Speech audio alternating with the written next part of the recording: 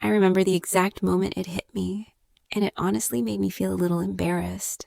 Not because it was shocking, but because it was so obvious.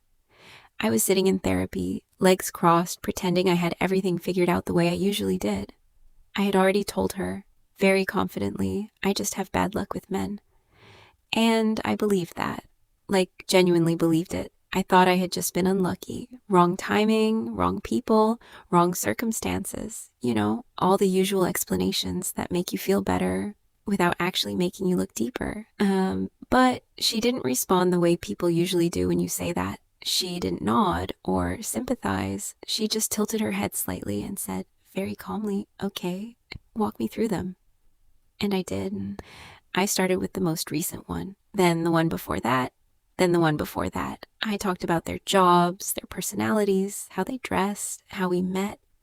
Every detail I thought made each story unique. In my head, these were completely different men, different lives, different vibes, different everything. And I remember feeling almost proud of that. Like, see, there's no pattern here. But then she stopped me mid-sentence, not rudely, just precisely. She said, forget who they were, tell me how it felt to be with them. And I swear something in my chest tightened right there, because suddenly the stories got a lot shorter. I paused for a second and then I said it. It felt uncertain. And once I said that, it just kept coming. It felt like I was always waiting, like I didn't fully know where I stood, like I had to figure them out, like I had to earn it. And she just nodded. No judgment, no interruption. Then she asked, and when they pulled away, what did you feel? I laughed a little, but it wasn't funny. Anxious, I said. Like, really anxious. Like I needed to fix it. And that's when she said something that I think about all the time now. You don't fall for people, she said gently. You fall for that feeling. I didn't argue, but I didn't agree either, because part of me still wanted to believe I just hadn't met the right person yet. But then she asked me to describe one specific moment. Just one. And without even thinking, I went straight to it. I was sitting on my couch one night in silence, staring at my phone. It was around 10:30 p.m. I remember because I kept checking the time, like that somehow changed anything. He hadn't replied to my message for hours, not a full day, not anything dramatic, just long enough to make me overthink. And I remember trying to act normal. I made tea, I turned on a show, I even laughed at something on TV, but it felt fake, because in the back of my mind, I was completely elsewhere, just waiting. Then, finally, my phone lit up.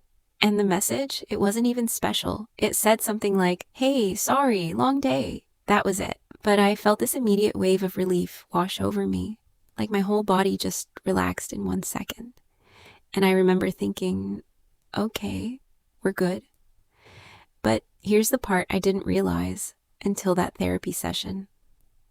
That relief didn't last, because maybe 20 minutes later, I was already wondering when he'd text again. Was he losing interest? Was I saying too much? Should I pull back? And I stayed in that cycle for months. Relief, anxiety, over and over again. So when I finished telling that story, I looked up at her and she said very simply, that's not feeling chosen. That's feeling activated. And I swear everything went quiet in my head because I had never thought about it that way before.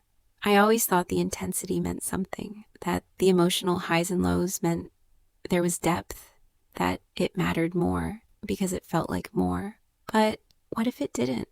What if I wasn't responding to love at all? What if I was just responding to unpredictability? That idea honestly shook me a little, because once it was in my head, I couldn't ignore it. I started replaying everything, every relationship, almost every situation that kept me up at night. And they all had one thing in common. I never felt secure, not fully. There was always something slightly off, something just out of reach, something I had to figure out or work toward. And for some reason, that felt normal to me, even familiar. And that's when I had to ask myself a question I had been avoiding for years. Why does calm feel boring to me? Why does consistency feel suspicious? Why do I trust confusion more than clarity? And the answers didn't come instantly, but they started to show up in small ways, in the way I reacted to people who were actually available, because I had met them before. Men who were kind, clear, consistent, Men who didn't make me guess. And do you know what I did?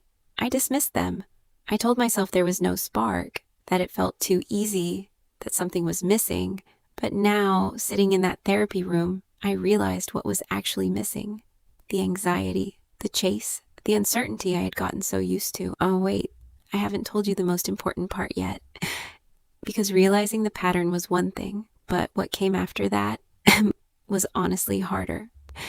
A few months later, I met someone new, and from the very beginning, he was different. Not in a flashy way, not in a wow, butterflies kind of way, just steady. He texted when he said he would. He made plans and kept them. He asked questions and actually listened to the answers. There were no mixed signals, no guessing games, no emotional roller coaster. And instead of feeling excited, I felt uncomfortable, like genuinely uneasy. I remember sitting across from him at dinner thinking, why do I feel like this isn't right? Nothing was wrong, but everything felt unfamiliar. And that's when it hit me. My body didn't recognize stability as safe. It recognized it as different. And different felt risky. That realization changed everything. Because for the first time, I understood that healing isn't just about knowing better. It's about choosing differently, even when it doesn't feel natural yet. I had to learn how to sit with calm, to not create problems where there weren't any, to not overanalyze simple, clear behavior, to not pull away just because something didn't give me that intense emotional rush. And that wasn't easy. There were moments I wanted to run, moments I thought, maybe this just isn't it. But instead of reacting immediately, I paused and I asked myself, is this actually wrong? Or is this just new? That question saved me more times than I can count, because slowly, over time, something started to shift. Calm didn't feel boring anymore. It started to feel peaceful. The consistency didn't feel suspicious. It felt reassuring. And for the first time, I wasn't constantly in my head trying to decode someone's behavior. I could just exist in it. And that's when I realized something really important. I had spent years trying to be chosen by people who couldn't choose me fully. And I called that love. But real love, it doesn't feel like waiting. It doesn't feel like guessing. It doesn't feel like you have to prove your worth over and over again. It feels steady. It feels clear. It feels like you can finally put your phone down and breathe. If there's anything I learned from all of this, it's that patterns don't just disappear on their own. You have to see them. You have to be honest about them. And then you have to be willing to do something different, even when it feels uncomfortable, even when it feels unfamiliar, because on the other side of that discomfort is something so much better, something real. So if you've ever found yourself stuck in that same loop, feeling drawn to people who keep you guessing, mistaking anxiety for connection, I just want you to know you're not crazy and you're definitely not alone, but you also don't have to stay there. I'd really love to hear from you. Have you ever noticed a pattern in your own relationships that surprised you? Or a moment where something finally clicked and changed the way you saw everything? Share it in the comments. Someone else might be going through the exact same thing, and your story could help them feel a little less alone.